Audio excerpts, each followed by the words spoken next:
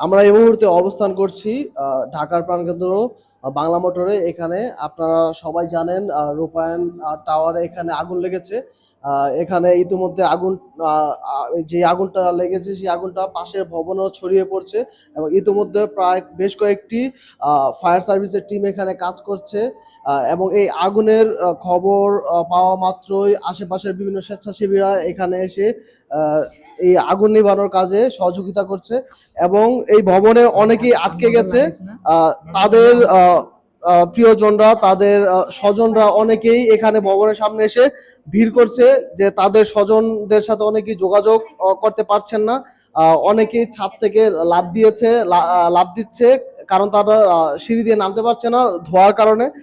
অনেকেই অসুস্থ হয়ে পড়েছে এবং আপনারা দেখতে পাচ্ছেন এখানে উৎসুক জনতা এসে ভিড় করছে। তাদের ভিড়ের কারণে এখানে একটি যানজটের সৃষ্টি হয়ে গেছে রাস্তার মধ্যে, যে কারণে ফায়ার সার্ভিসের আরো কয়েকটা টিম আসার চেষ্টা করছে মোহাম্মদপুর থেকে, কিন্তু সেই গাড়িগুলো আটকে গেছে।